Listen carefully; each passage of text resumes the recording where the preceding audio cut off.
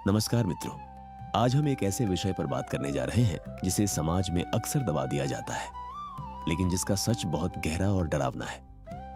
जीवन में कभी न कभी हर इंसान एक ऐसे मोड़ पर खड़ा होता है जहां उसे लगता है कि अब सब खत्म हो गया। निराशा के उस घने अंधेरे में एक विचार मन में कौंधता है, क्या होगा अगर मैं यह जीवन ही समाप्त कर दूं? लोग सोचते हैं कि मौत ही दुखों का अंत है, शरीर छूटा तो दर्द भी छूट जाएगा। लेकिन क्या वाकई ऐसा है? गरुड़ पुराण, जो भगवान विष्णु और उनके वाहन पक्षीराज गरुड़ के बीच का एक दिव्य संवाद है, इस बारे में बहुत स्पष्ट और कड़वी चेतावनी देता है।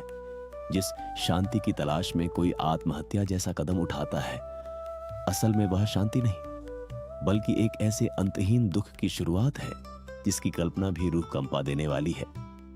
आज हम गरुड़ पुराण के पन्नों से उस सच को खंगालेंगे जो बताता है कि आत्महत्या करने वाली आत्मा के साथ मृत्यु के बाद क्या होता है।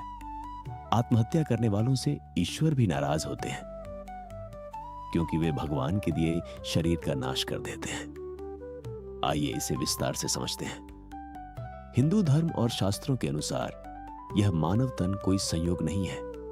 आत्मा को कीड़े मकोड़ों, पशु पक्षियों और वनस्पतियों की 84 लाख योनियों में भटकने के बाद यह मनुष्य शरीर मिलता है। यह ईश्वर का दिया हुआ सबसे बड़ा उपहार और अवसर है। जब कोई व्यक्ति आत्महत्या करता है तो वह ईश्वर के उस करोड़ों सालों के संघर्ष और उपहार को ठुकरा देता है। यह बिल्कुल वैसा ही है जैसे कोई आपको एक बेशकीमती हीरा दे और आप उसे कचरे में फेंक दें। शरीर एक मंदिर या किराए का घर। शास्त्र कहते हैं कि हमारा शरीर हमारा नहीं है, यह पंचतत्वों से बना एक मंदिर है जिसमें परमात्मा का वास है।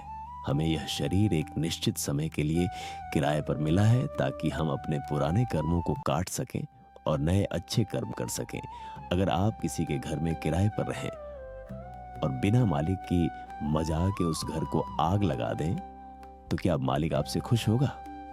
बिल्कुल नहीं। ठीक वैसे ही जब हम अपनी मर्जी से इस शरीर को नष्ट करते हैं तो हम ब्रह्मांड के नियमों का उल्लंघन करते हैं। समय से पहले अंत का दुष्परिणाम प्रकृति का एक चक्र है।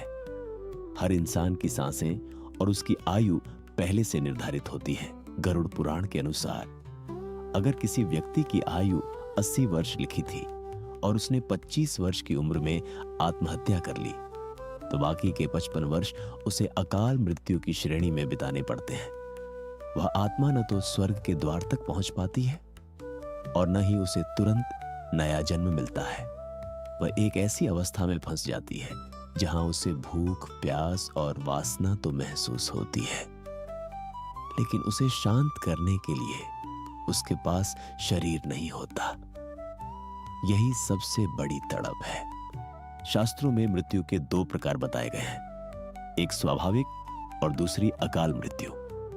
जब कोई अपनी जीवन लीला स्वयं समाप्त करता है तो वह अकाल मृत्यु के चक्र में फंस जाता है।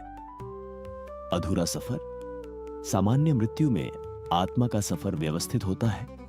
उसे यमलोक ले जाया जाता है और कर्मों के आधार पर न्याय होता है। लेकिन आत्महत्या करने वाली आत्मा का सफर बीच में ही रुक जाता है। वह न इस पार रहती है और न उस पार। इच्छाओं का बोझ। आत्महत्या का विचार अक्सर गहरे दुख, गुस्से या किसी अधूरी इच्छा की वजह से आता है। शरीर तो मर जाता है लेकिन मन की वो तड़प और इच्छाएं वैसी ही बनी रहती हैं। बिना शरीर के उन इच्छाओं को पूरा करना असंभव होता है, जिससे आत्मा की छटपटाहट कई गुना बढ़ जाती है। अंधेरे का वास। ऐसी आत्माएं सुनसान जगहों, खंडहरों या उसी स्थान के इर्द गिर्द भटकती रहती हैं जहां उन्होंने शरीर छोड़ा था। जब तक उनके जीवन का निर्धारित समय पूरा नहीं हो जाता तब तक उन्हें अगली योनि या न्याय नहीं मिलता। जब भटकने की वह अवधि समाप्त होती है तब शुरू होता है सजा का दूसरा पड़ाव। गरुड़ पुराण के अनुसार आत्मघाती आत्मा को अंधतामिश्रम जैसे भयानक नरकों की ओर ले जाया जाता है। हजारों सालों की सजा। जैसा कि वर्णित है, यह सजा केवल कुछ दिनों या महीनों की नहीं बल्कि 60,000 सालों तक चल सकती है। यहां समय का पैमाना हमारे समय से बहुत अलग और लंबा महसूस होता है। यातना का स्वरूप। वहां आत्मा को उन कष्टों से गुजरना पर डेत हिंचता है जो उसकी मानसिक वेदना को शारीरिक दर्द की तरह महसूस कराते हैं। उसे अंधेरे में रखा जाता है जहां वह चाहकर भी रोशनी की एक किरण नहीं देख पाती। पछतावे की अग्नि। नरक में आत्मा को बार बार यह एहसास कराया जाता है कि उसने कितना बड़ा अवसर मानव जीवन खो दिया है। यह पछतावा किसी भी शारीरिक सजा से कहीं अधिक दर्दनाक होता है। अक्सर मन में यह सवाल आता है कि कोई इंसान इस हद तक क्यों टूट जाता है। गरुड़ पुराण और भगवद गीता हमें कर्म के गहरे विज्ञान को समझने की सलाह देते हैं। दुख केवल एक परीक्षा है। हमारे जीवन में आने वाली कठिनाइयां हमारे पिछले कर्मों का परिणाम होती है। आत्महत्या करके हम उन कष्टों से बचते नहीं हैं, बल्कि उन्हें पेंडिंग छोड़ देते हैं। जैसे कोई छात्र परीक्षा से भाग जाए तो उसे वह परीक्षा फिर से और भी कठिन रूप में देनी पड़ जाती है।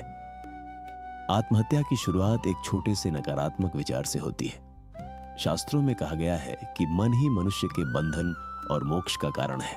जब विचार धुंधले होने लगे तो उसे अकेले सहने के बजाय साझा करना चाहिए। जो व्यक्ति कठिन समय में धैर्य रखता है वह न केवल अपने पाप कर्मों को काटता है बल्कि अपनी आत्मा को भी मजबूत बनाता है। याद रखिए, आपके जीवन की डोर आपके हाथ में नहीं, उस परमात्मा के हाथ में है जिसने आपको यहां भेजा है। अपनी मर्जी से उस डोर को काटना सबसे बड़ा आध्यात्मिक अपराध है। आज की इस विस्तृत चर्चा का सार यही है कि मृत्यु किसी समस्या का समाधान नहीं है। जिस अंधेरे से भागने के लिए इंसान मौत को चुनता है, गरुड़ पुराण के अनुसार मौत के बाद उससे भी गहरा अंधेरा इंतजार कर रहा होता है। अगर आज आप जीवित हैं तो आपके पास बदलने का मौका है। आप अपनी गलतियों को सुधार सकते हैं, नए रिश्ते बना सकते हैं और फिर से मुस्कुरा सकते हैं। लेकिन एक बार शरीर छूट गया तो फिर केवल पछतावा ही शेष रह जाता है। साहस का प्रतीक हनुमान जी की शक्ति को याद करें। वे संकट मोचन है। जब भी मन हारने लगे तो अपनी शक्ति को पहचानें।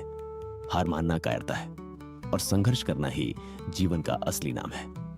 अंतिम विनती, यदि आप या आपके आसपास कोई भी इस तरह के मानसिक द्वंद्व से गुजर रहा है तो कृपया चुप न रहें, बात करें, मदद मांगें। यह जीवन बहुत कीमती है, इसे एक पल के आवेश में आकर व्यर्थ न करें। याद रखिए, हर काली रात के बाद एक सुनहरी सुबह निश्चित है।